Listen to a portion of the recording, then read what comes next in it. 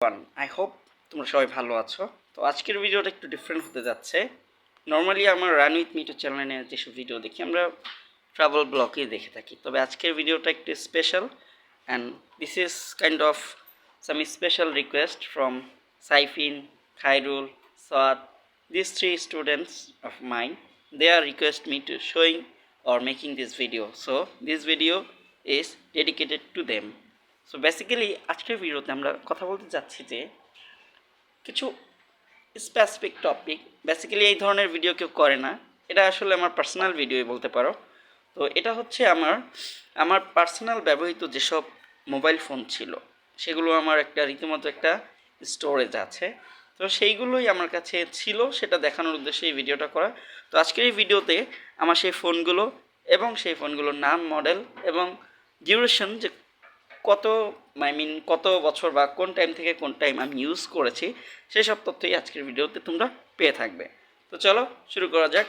আজকের প্রথম যেই আমার ফোনটা ব্যবহার শুরু করেছিলাম এই হচ্ছে সেই স্যামসাং E250। সো এই ফোনটা বেসিক্যালি আমি কিনেছিলাম 2009 সালে। সেটা আসলে অনেক আগের ঘটনা।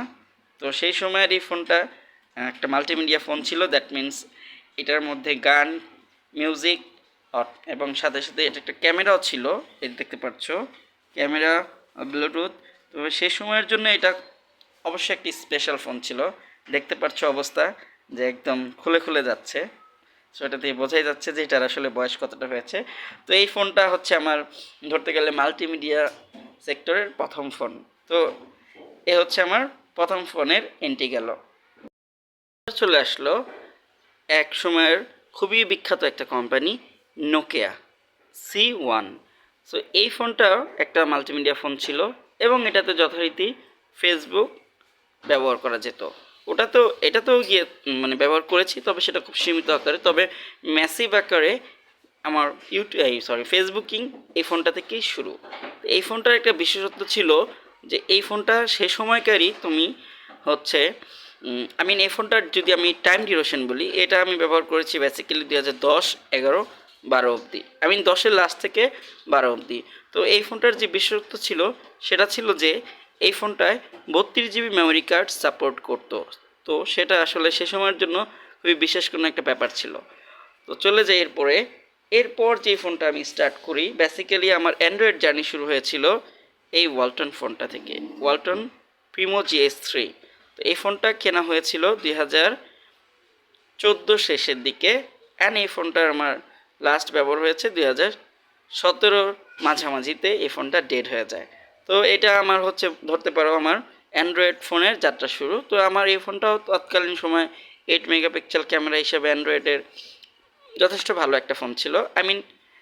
সোকল যথেষ্ট ভালো ফোন, বাট এটার সার্ভিস ততটা ভালো আমি পাইনি, বিকজ এই ফোনটা আসলে খুব বেশি দিন আমার হাতে লাইফ ছিল না, ইউজ করতে পারিনি। তো এই শুরু হলো আমার অ্যান্ড্রয়েড যাত্রা। এরপর আমি যে ফোনটা ব্যবহার করেছি এবার হচ্ছে আমার সিম্ফনি যাত্রা। অ্যান্ড্রয়েডের দ্বিতীয় ফোন হচ্ছে H400। তো এই ফোনটাও যথারীতি অনেক দিন চলেছে, 2017 পর থেকে প্রায় 18-19 পর্যন্ত এই ফোনটা আমাকে ভালোই সার্ভিস দিয়েছিল। তো এই হচ্ছে আমার সেকেন্ড হচ্ছে অ্যান্ড্রয়েড ফোন। এরপর হচ্ছে থার্ড অ্যান্ড্রয়েড ফোন হচ্ছে এটাও সিম্ফনির একটা ফোন, এটা হচ্ছে R100। তো এটাও যথারীতি আগেরটার মতোই ভালো সার্ভিস দিয়েছে।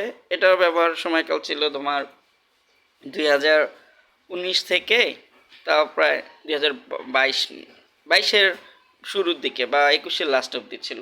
সাথে সাথে এই ফোনটাও আমি একটা সেকেন্ডারি ফোন হিসেবে ব্যবহার করেছি। এই ফোনটার সাথে না বেসিক্যালি এই ফোনটার সাথে হচ্ছে এই ফোনটাও ইউজ করতাম একটা সময়।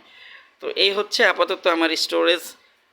এই টোটাল 6টা ফোন আপাতত আমার কাছে আছে। এই ফোনগুলোই আমি এই যাবৎকাল পর্যন্ত ব্যবহার করেছি এবং যেটাতে ভিডিও করছি এটা তোমরা জানো, দেখেছো।